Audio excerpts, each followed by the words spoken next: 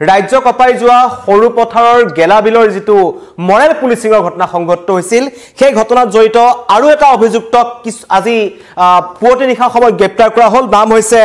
কৃপাল বৰা আৰু কৃপাল বৰাক দয়াংপাৰাৰ পৰা গ্ৰেপ্তাৰ কৰিলে আৰক্ষীয়ে আৰু এই ঘটনাৰ তদন্ত বৰ্তমান অব্যাহত আছে এটো হৈছে কৃপাল বৰা দুজন কিশোৰক যি ধৰণে তালিবানী শাস্তি প্ৰদান কৰা হৈছিল গৰম পানী ঢালি দিয়া হৈছিল তেওঁলোকৰ গাত ভোট জলকীয়া খালি দিয়া হৈছিল মাৰপিট কৰা হৈছিল সেই সমগ্ৰ ঘটনাত বিজেপি নেতা ইতিমধ্যে এজনে আত্মসমৰ্পণ কৰিছে ৰাজু শ্ৰেষ্ঠ তেখেতক সহযোগ কৰিছিল এজন কৃপাল বৰাই আৰু এজনক চতুৰ্থ হিচাপে এতিয়ালৈকে ঘটনাত জড়িত চাৰিজনক আটক কৰা হৈছে মূল যিজন আছিল ৰাজু শ্ৰেষ্ঠ বিজেপি নেতা সৰুপথাৰৰ বিধায়ক বিশ্বজিৎ ফুকনৰ সৈতে তেখেতৰ খুব ভাল সম্পৰ্ক বুলি অভিযোগ আছে সেইজন ৰাজু শ্ৰেষ্ঠক কিন্তু আৰক্ষীয়ে গ্ৰেপ্তাৰ কৰিবলৈ সক্ষম হোৱা নাছিল তেওঁ আহি সৰুপথাৰ থানাত বৰপথাৰ থানাত নিজে আহি আত্মসমৰ্পণ কৰিছিল কিন্তু বৰ্তমানো পলাতক এই সমগ্ৰ ঘটনাটোত জড়িত দুজন অন্যতম অভিযুক্ত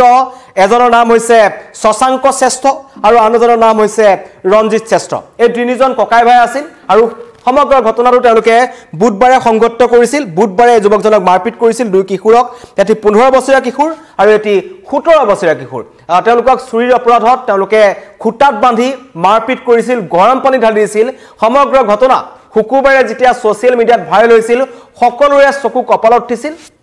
হয় অন্ধবিশ্বাসৰ বলি হয় বা অশিক্ষিত একাংশ লোকৰ মাজত এনে কিছুমান ঘটনা সংঘটিত হয় কিন্তু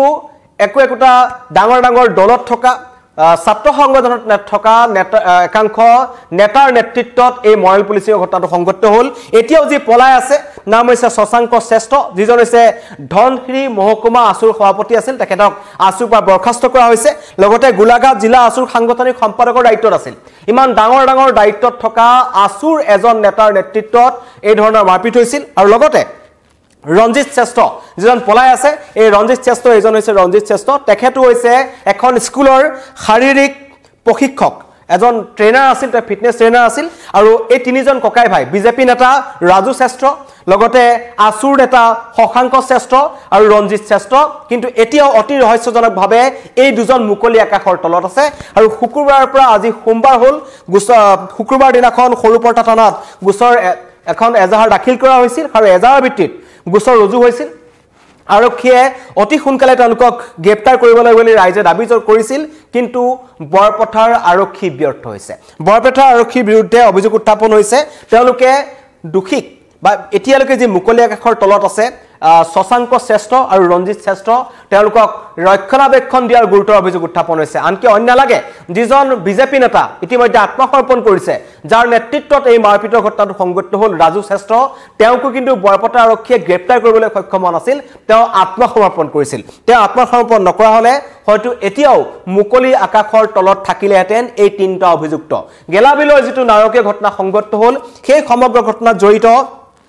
এতিয়ালৈকে মুঠ ৰাজু শ্ৰেষ্ঠ সহ যিজন আত্মসমৰ্পণ কৰিছে কালি পৰহি দিনাখন দুজনক আটক কৰা হৈছিল আৰু কালি নতুনকৈ এজনক গ্ৰেপ্তাৰ কৰা হৈছে নাম হৈছে কৃপাল বৰা দয়াংপাৰাৰ পৰা গ্ৰেপ্তাৰ কৰা হৈছে আৰু দুখৰ কথা যিজন ভুক্তভোগী কিশোৰ আছে যিজন চিকিৎসাধীন অৱস্থাত আছিল তেখেতৰ স্বাস্থ্যৰ অৱনতি ঘটিছে শ্বাস প্ৰশ্বাসজনিত সমস্যাত ভোগাৰ কাৰণে পুনৰ তেখেতক হাস্পতালত ভৰ্তি কৰোৱা হৈছে 15 বছৰীয়া কিশোৰটিক আৰু 17 বছৰীয়া কিশোৰটি এতিয়াও জেএমচিএইচত আছে চিকিৎসাধীন অৱস্থাত আছে অতি সংকটজনক অৱস্থাত তেওঁলোকক জেএমচিএইচত ভৰ্তি কৰা হৈছিল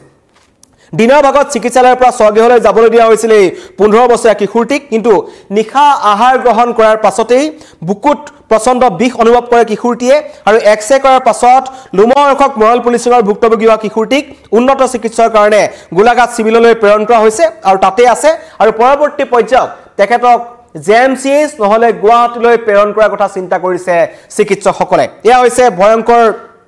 পৰিস্থিতি কিন্তু এতিয়াও অতি ৰহস্যজনকভাৱে মুকলি আকাশৰ তলত আছে এজন প্ৰাক্তন আসু নেতা যিজনক আসুৰ পৰা ইতিমধ্যে ওলাই দিয়া হৈছে শশাংক শ্ৰেষ্ঠ আৰু লগতে ৰঞ্জিত শ্ৰেষ্ঠ তেওঁলোক বৰ্তমানে মুকলি আকাশৰ তলত আছে আৰু কালিৰ দিনটোত স্থানীয় মহিলাসকলে আহি সমগ্ৰ বৰপথাৰ থানাখন ঘেৰাও কৰিছিল আৰু তেওঁলোকে দাবী তুলিছিল যে অতি শীঘ্ৰেই আটাইকেইটা অভিযুক্তক গ্ৰেপ্তাৰ কৰিব লাগে যিসকলে এই মৰেল পুলিচিঙৰ ঘটনাৰ লগত জড়িত আছিল কিন্তু অতি ৰহস্যজনকভাৱে বৰপথাৰ আৰক্ষীৰ বিৰুদ্ধে এই অভিযুক্তক ৰক্ষণাবেক্ষণ দিয়া অভিযোগ উত্থাপন হৈছে আৰু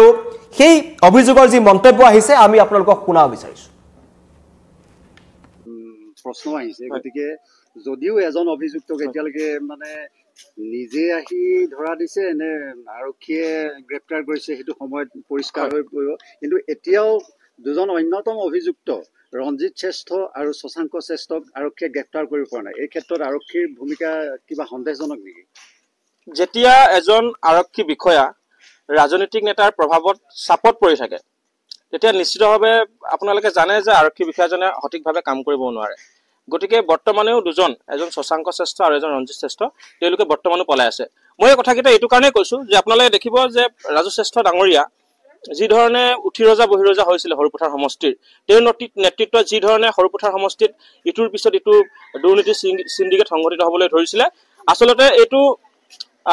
এক প্ৰকাৰে তেওঁ যিহেতু অনৈতিক কামবোৰৰ লগত জড়িত হৈ পৰিছিলে, বেয়া কামবোৰৰ লগত জড়িত হৈ পৰিছিলে, গতিকে তেওঁ আচলতে দিন উকলিছিলে। গতিকে আমি পুনৰ কৈছোঁ গোলাঘাট জিলা আৰক্ষী অধীক্ষক মহোদয়, যিসকল এই গোটেই ঘটনাটোৰ লগত জড়িত, যিসকল কালপ্ৰিট, তেওঁলোকক অতি শীঘ্ৰে গ্ৰেপ্তাৰ কৰিব লাগে। এইসকলৰ কি শাস্তি হোৱাটো বিচাৰে? নহয়, নিশ্চিতভাৱে আমি আইন আদালতক বিশ্বাস কৰোঁ। গতিকে আদালতে যি ৰায়দান দিব আমি সেয়া মানিম। গতিকে আমি কৈছোঁ যে কঠোৰৰ পৰা কঠোৰতম শাস্তি হ'ব লাগে। যি ধৰণে পুলিচে তেওঁলোকৰ ওপৰত আচলতে কেছ ডায়েৰী প্ৰস্তুত কৰিব, আমি আশা কৰিছোঁ যে তেওঁলোকে অধিক কঠোৰভাৱে এই কেছ ডায়েৰী প্ৰস্তুত কৰি আদালতলৈ প্ৰেৰণ কৰিব। আপোনাৰ পৰিচয়টো? মোৰ নাম আকাশ দা, মই গোলাঘাট জিলা ছাত্ৰ মুক্তি সংগ্ৰাম। মন্তব্য শুনিলে কেনেকৈ ৰাজনৈতিক নেতাৰ চাপত আছে বুলি কৈছে আৰক্ষী বিষয়া। এয়া স্থানীয় ৰাইজৰ অভিযোগ উত্থাপন হৈছে যে বৰপথাৰ থানাৰ যিসকল আৰক্ষী আছে তেওঁলোকৰ ওপৰত ৰাজনৈতিক হেঁচা আছে, যাৰ কাৰণে তেওঁলোকে এতিয়ালৈকে এই শশাংক শ্ৰেষ্ঠ যিজন আছু নেতা প্ৰাক্তন, তেখেতক আছুৰ পৰা ইতিমধ্যে অব্যাহতি দিয়া হৈছে, লগতে ৰঞ্জিত শ্ৰেষ্ঠ, আৰু এই দুজন হৈছে এজন বিজেপি নেতাৰ ভাতৃ যিজন ইতিমধ্যে আত্মসমৰ্পণ কৰিছে, ৰাজু শ্ৰেষ্ঠ, যিজন সৰুপথাৰ বিজেপিৰ বিধায়ক বিশ্বজিৎ ফুকনৰ অন্যতম ঘনিষ্ঠ বুলি জনা যায়। আৰু তেওঁলোকক এই তিনিওজনকে কিন্তু একাংশ স্থানীয় ৰাইজে চিণ্ডিকেট মাষ্টাৰ বুলি কৈছে। তেওঁলোকৰ নামত ৩-৪টা শিলৰ কুঁৱৰী চলি আছে। এইবোৰ সকলো অবৈধভাৱে কৰি থকাৰ পাছতো তেওঁলোকৰ বিৰুদ্ধে ইমান দিনে ৰহস্যজনকভাৱে মৌন হৈ আছিল বৰপথাৰ আৰক্ষী।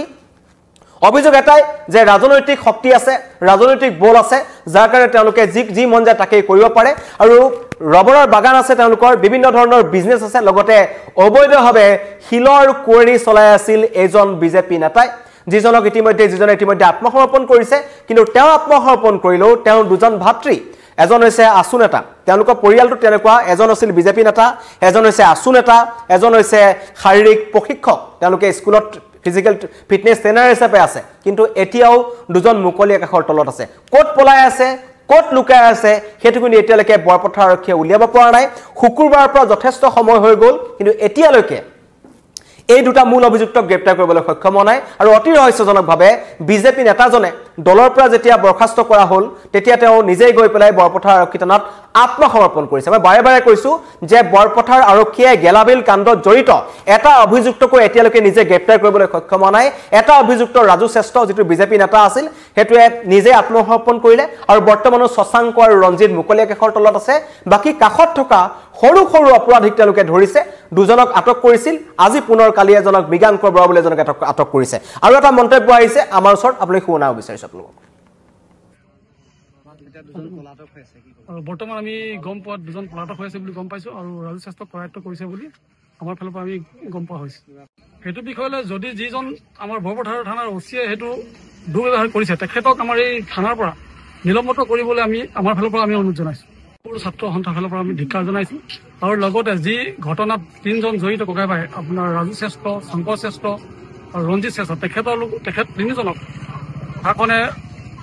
কৰায়ত্ব কৰি কঠোৰতকৈ কঠোৰ শাস্তি দিবলৈ কাৰণে আমি নিখিল বড়ো ছাত্ৰ সন্থাৰ ফালৰ পৰা আমি দাবী জনাইছোঁ।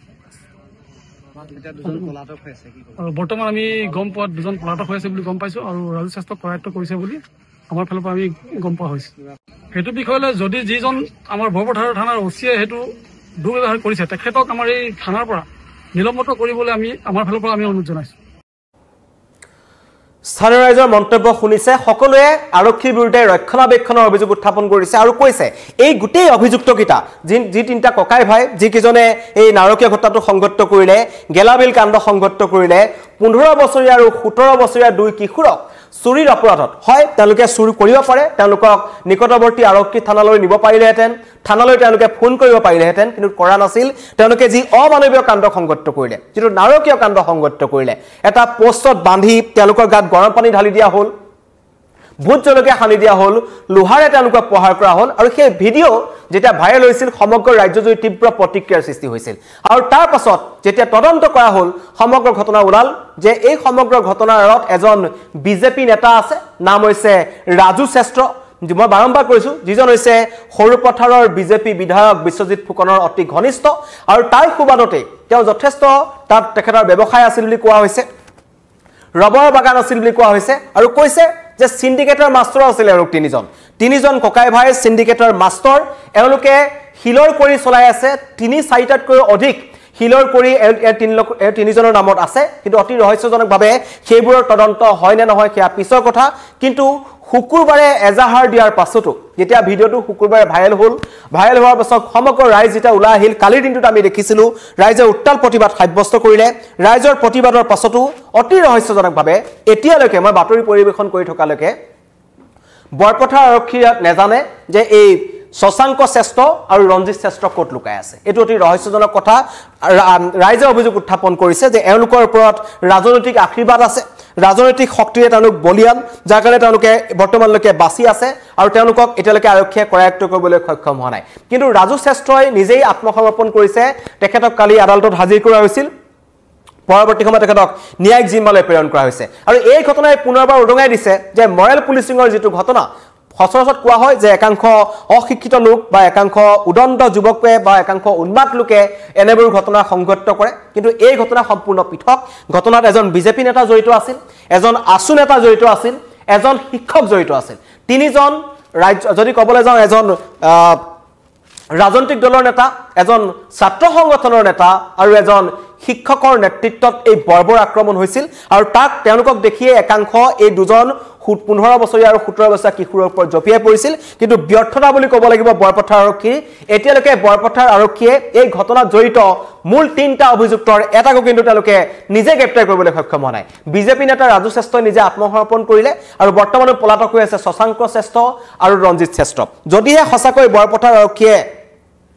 এই ঘটনা তেওঁলোকৰ ওপৰত যে ৰাজনৈতিক হেঁচা নাই বা তেওঁলোকে যে ৰক্ষণাবেক্ষণ দিয়া নাই যদি তেওঁলোকে সঁচাকৈ আজিৰ ভিতৰত এই দুটা অভিযুক্তক গ্ৰেপ্তাৰ কৰিব পাৰে সকলোৱে দাবী কৰিছে যে অতি শীঘ্ৰে গ্ৰেপ্তাৰ কৰা হওক কাৰণ দুজন কিশোৰক যি তেওঁলোকে মাৰপিট কৰিলে সেই দুইজন কিশোৰৰ স্বাস্থ্যৰ অৱস্থা অতি গুৰুতৰ এজনক কালি ৰিলিজ দিয়া হৈছিল কিন্তু ৰিলিজ দিয়াৰ পাছতো তেখেতক নিশা পুনৰ গোলাঘাট চিভিলত ভৰ্তি কৰা হৈছে আৰু গোলাঘাট চিভিলৰ চিকিৎসকে কৈছে যে ইয়াত নহ'ব তেখেতক পৰৱৰ্তী পৰ্যায়ত গুৱাহাটী নহলে যোৰহাট নহলে ডিব্ৰুগড়লৈ নিব লাগিব আৰু তেওঁলোকক চিকিৎসকে কোৱা মতে গুৱাহাটীলৈ প্ৰেৰণ কৰাটো ভাল হ'ব আৰু অন্য এজনে ইতিমধ্যেই জেএমচিএইচত তেখেতে মৃত্যুৰে যুঁজি আছে সৰু সামান্য তেখেতৰ ৰবৰৰ বাগানত খেতি কৰা ৰবৰৰ বাগান আছে এই তিনিজন ভাই ককাৰ ৰাজু শ্ৰেষ্ঠ শশাংক শ্ৰেষ্ঠ আৰু ৰঞ্জিত শ্ৰেষ্ঠ তেওঁলোকৰ ৰবৰৰ বাগানত সোমাইছিল এই দুই কিশোৰ তাৰ পাছতে তেওঁলোকে তালিবানী শাস্তি প্ৰদান কৰিছিল আৰক্ষীক তেওঁলোকে জনোৱা নাছিল মৰেল পুলিচিঙৰ ঘটনা সংঘটিত কৰিছিল আৰু যিকিটা দল সংগঠনৰ লগত তেওঁলোক জড়িত আছিল দল সংগঠনে আগতে হাত দাঙি দিছে বিজেপি আগতে হাত দাঙি দিছে বিজেপি ৰাজু শ্ৰেষ্ঠক অব্যাহতি দিছে আছুৱে তেওঁলোকক অব্যাহতি দিছে কিন্তু অব্যাহতি দিলেই নহ'ব কথাটো হ'ল এই যে যিজন ৰাজু শ্ৰেষ্ঠ বিজেপি নেতা তেওঁ কিন্তু কেইবাটাও গুৰুত্বপূৰ্ণ দায়িত্বত আছিল বিশ্বজিৎ ফুকনৰ লগত তেখেতৰ ভাল সম্পৰ্ক আছিল লগতে বৰপথাৰ মণ্ডল বিজেপিৰ তেখেত ছেক্ৰেটাৰী আছিল লগতে অসম গোৰ্খা সন্মিলনৰ কেন্দ্ৰীয় সমিতিৰ তেখেত সদস্য আছিল এইজন ৰাজু শ্ৰেষ্ঠ যিজনৰ নেতৃত্বত এই ভয়ংকৰ ঘটনা সংঘটিত হ'ল লগতে এই যিজন শশাংক শ্ৰেষ্ঠ তেখেত ধনশিৰি মহকুমা আছুৰ সভাপতি আছিল লগতে গোলাঘাট জিলা আছুৰ সাংগঠনিক সম্পাদক আছিল উঠি অহা আছুৱে এনেকুৱা নেতাৰ পৰা কি শিকিব সেইটো ডাঙৰ প্ৰশ্ন উঠি আহিবলগীয়া প্ৰজন্মই যদি বিজেপিত যোগদান কৰিব বিচাৰে তেন্তে এনেকুৱা এছাম ৰাজু শ্ৰেষ্ঠৰ দৰে নেতাৰ পৰা কি শিক্ষা ল'ব সেইজন এজন শিক্ষক ৰঞ্জিত শ্ৰেষ্ঠ যিজনে মানুহক ছাত্ৰ ছাত্ৰীসকলক শিক্ষাৰ্থীসকলক শাৰীৰিক প্ৰশিক্ষণৰ তেখেতে প্ৰতিদিনে পাঠ আগবঢ়ায় কিন্তু সেইজনে নিজে এনেকুৱা ধৰণৰ মাৰপিটৰ ঘটনাত মৰেল পুলিচিঙৰ ঘটনাত জড়িত আছিল তেনেবোৰৰ বিৰুদ্ধে কঠোৰৰ পৰা কঠোৰ ব্যৱস্থা হওক ৰাইজ কালি ওলাই আহিছিল তেওঁলোকে দাবী কৰিছে সময়সীমা বান্ধি দিছে আজিৰ ভিতৰতে যদি আটাইকে গ্ৰেপ্তাৰ কৰা নহয় তেন্তে জংগী আন্দোলন গঢ়ি তোলা হ'ব অধিক তীব্ৰতৰ হ'ব প্ৰতিবাদ কিন্তু আৰক্ষীৰ বিৰুদ্ধে গুৰুতৰ অভিযোগ উত্থাপন হৈছে বৰপথাৰ আৰক্ষীৰ বিৰুদ্ধে যে বৰপথাৰ আৰক্ষীয়ে অপৰাধীক ৰক্ষণাবেক্ষণ দিছে ধন্যবাদ